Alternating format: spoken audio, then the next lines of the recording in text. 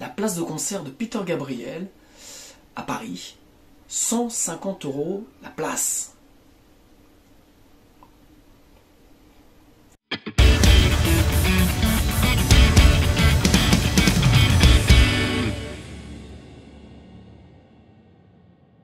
Salut à toutes et tous, c'est Jeff. Aujourd'hui dans Bibi Blabla, on va parler musique live, on va parler concert, on va parler tarifs, on va parler Wazna, on va parler pognon.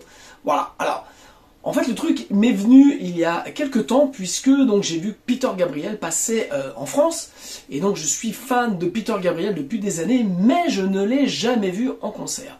Alors je me suis dit, eh bien mon grand, hein, il va être temps que tu combles ce problème, ce manque que tu as, et donc tu vas aller voir Peter Gabriel en concert avec ton bon copain Coin. Et donc j'ai tapé Peter Gabriel, et donc j'ai vu les places, 150 € ou 117 €, je crois les moins chères. Et là, je me suis dit, mais il a pété un câble, le Gab. Pas mal ça, il a pété un câble, le Gab. Et donc, je me suis dit, c'est pas possible, ça devient n'importe quoi, ces places de concert. Alors, peut-être que, en effet, l'affiche est super alléchante, puisque donc il y a Peter Gabriel, Tony Levin, Manu Katché, voilà. Les concerts que j'ai vus à chaque fois en vidéo de Peter Gabriel sont absolument somptueux. Mais là, quand même, 150 balles la place, je me suis dit, mais qui peut se payer une place à 150 balles? Alors, heureusement, et fort heureusement, beaucoup de personnes sont capables de se payer 150 € une place de concert. Maintenant, je pense qu'ils ne bossent pas dans la musique. Et donc, a fait ressortir un petit peu toute cette idée de l'avenir de la musique live par rapport au prix des places qui, je trouve, sont de plus en plus exorbitants. C'est devenu 100 € vraiment assez commun maintenant pour le prix d'une place. On voit Peter Gabriel à 150 €. Et à ce moment-là, je me dis, voilà, bon, moi, ce qui est clair, le logdu comme moi qui bosse dans la musique, peut pas se payer. En tout cas, voilà, aujourd'hui, je n'ai pas le budget pour mettre 150 € dans une place de concert, sachant qu'en plus, il faut compter le déplacement, sur Paris, le parking, plus la bière à 15 balles, plus le sandwich dégueu à, pareil, 15 balles. Bref, ça fait une soirée au bas mot à 200, voire plus. Donc, et par personne. Donc c'est vraiment, je trouve, un gros problème aujourd'hui, c'est ce prix exorbitant des places. Et puis en même temps, donc je me suis dit, bah voilà, le Gab, il exagère un petit peu.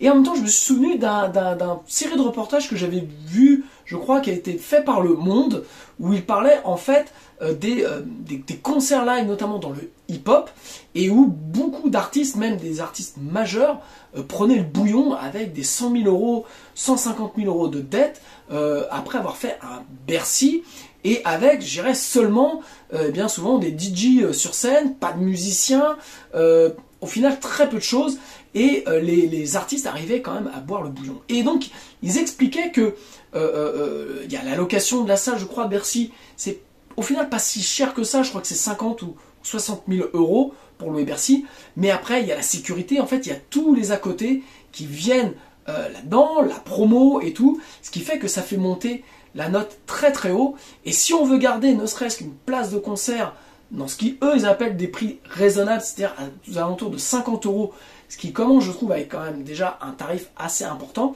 et bien en fait beaucoup d'artistes prennent le bouillon parce que ils se retrouvent voilà au final, même avec un Bercy rempli, ils se retrouvent à être endettés pour une date. Et donc c'est la problématique je pense aujourd'hui des artistes, alors que forcément on nous a vendu pendant de nombreuses années comme quoi le disque se cassant la gueule, que le live était les seuls revenus pour les artistes, mais je pense que peut-être de plus en plus compliqué pour certains artistes de remplir des salles avec des budgets comme ça, parce que peu de personnes aujourd'hui peuvent se payer des places à 150 €, voilà, 150 €, c'est-à-dire 10% d'un SMIC quasiment, et sans compter l'à côté, voilà, ça va limiter le taux de remplissage. Alors, je ne suis pas trop inquiet non plus, je pense que le gars, Peter Gabriel, va remplir son Bercy haut la main. maintenant se pose la question du coût en fait d'un concert. L'autre problématique, il y a eu un débat il y a quelques temps qui est parti aux États-Unis sur les backing tracks et le fait que des artistes, de plus en plus d'artistes, arrivaient sur scène avec jouer au clic, voilà, avec donc synchro à un tempo, avec ce qu'on appelle des bandes, des backing tracks, donc des musiques qui diffusaient, donc qui sont issues des sessions d'enregistrement studio et qui sont diffusées sur scène pour combler, pour faire un son plus gros et puis aussi pour permettre le fait de ne pas embaucher des musiciens supplémentaires par rapport aux groupes qui peuvent, je prends l'exemple d'un pianiste qui va venir faire donc des pianos ou des synthés sur l'album, et puis ils vont utiliser ces pianos et synthés en backing track, qu'ils vont rediffuser sur scène pour, pour que ce soit assez proche de l'album. Et donc il y a eu tout un débat là-dessus, puisque en fait, on s'est retrouvé au début à mettre donc les instruments, on va dire, secondaires, et puis aujourd'hui, il y a même carrément des voix lead qui sont mis dans les backing tracks. Donc ça, j'en ai parlé notamment sur mon Bibliblabla par rapport à Ozzy, où on voit le groupe qui joue live, mais où je pense que Ozzy ne chante pas, et donc c'est du playback pour la voix. Et donc il y a tout un débat là-dessus sur le fait que voilà, d'utiliser des backing tracks, c'est tricher, tout ça. Beaucoup de groupes le font. Voilà, en France, il y a plein de groupes qui le font, plein d'artistes le font. Je ne vais pas citer de nom, ça ne sert absolument à rien, mais c'est monnaie courante maintenant depuis plus de 20 ans.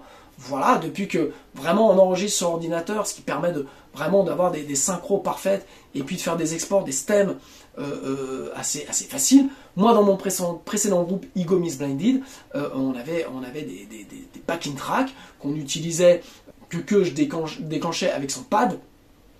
Et donc dedans, il y avait les synthés, il y avait des voix back, voilà, que on utilisait, qui étaient avec des effets qu'on utilisait sur scène pour avoir quelque chose de plus fourni. Voilà. On le fait, il n'y a pas de honte à ça, on jouait vraiment live. Maintenant, on avait ce support qui nous permettait d'avoir un son un peu plus étoffé sur scène. Donc ça, c'est un truc assez classique, et ce qui permet pour les groupes de rester en petit nombre et de présenter un show un peu plus touffu, je dirais, un peu plus fourni. Maintenant, c'est vrai que même les petits groupes se retrouvent confrontés à des problématiques de tournée. J'en parle moi avec des groupes qui tournent aujourd'hui, et ça devient de plus en plus compliqué, forcément avec l'augmentation du coût du gasoil, des péages et tout ça, de tourner, les frais sont toujours plus importants. Depuis le Covid, même pour les gros groupes, en fait, il y a des assurances qui sont de plus en plus chères, les contrats pour les artistes qui tournent sont de plus en plus serrés, vraiment au détriment des artistes. Voilà, donc en fait, le live devient quelque chose de plus en plus contraignant, de plus en plus difficile pour les artistes, pour l'organisation. Voilà, je pense que c'est très très compliqué pour un promoteur et un tourneur d'engager une tournée, notamment même sur un artiste qui remplit un peu de salle. Alors je ne parle même pas sur des artistes qui remplissent pas. Et donc je pense que voilà, j'avais fait un petit bibi blabla pendant le premier confinement là-dessus, et là on en est sorti, mais je pense que ça reste très compliqué. Et donc il y a un moment donné, l'élasticité prix-produit, comme on aime dire dans le marketing, l'élasticité prix-produit va péter, parce que les concerts deviennent de plus en plus chers, et qui va pouvoir remplir des stades, qui va pouvoir remplir des salles avec des tarifs de plus en plus importants. Donc on a cette espèce de confrontation de ce qu'on est en droit d'attendre d'un groupe sur scène, quand on va avoir un groupe sur scène pour avoir quelque chose de live, mais en même temps on ne veut pas trop de place à l'impro parce qu'on veut retrouver quelque chose de très discographique. Voilà. Les coûts des concerts qui deviennent de plus en plus importants, donc forcément les groupes font l'économie de certains artistes, on va dire plus secondaires, pour tourner en plus petit comité, donc pour réduire les coûts et pour avoir des cachets qui vont permettre de faire vivre les musiciens.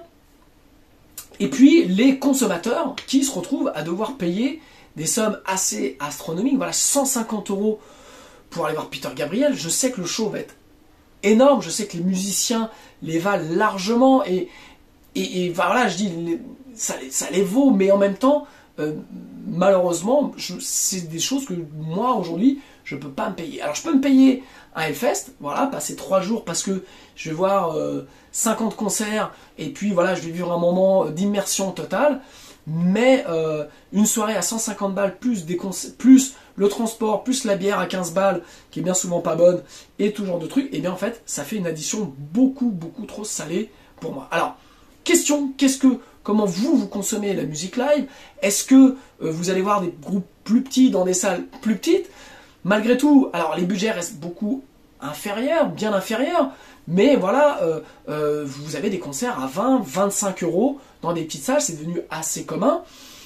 Moi, pour info, j'ai vu Buddy Guy à La Cigale, début des années, ça devait être en 91, 92, j'ai dû payer 25 francs à l'époque. Alors vous allez me dire, oui, c'était il y a 30 ans, ok, mais voilà, ce prix devient aujourd'hui, pour voir, je pense que Buddy Guy, si jamais il devait tourner aujourd'hui en France, le prix des places serait entre 50 et 80 euros sans problème.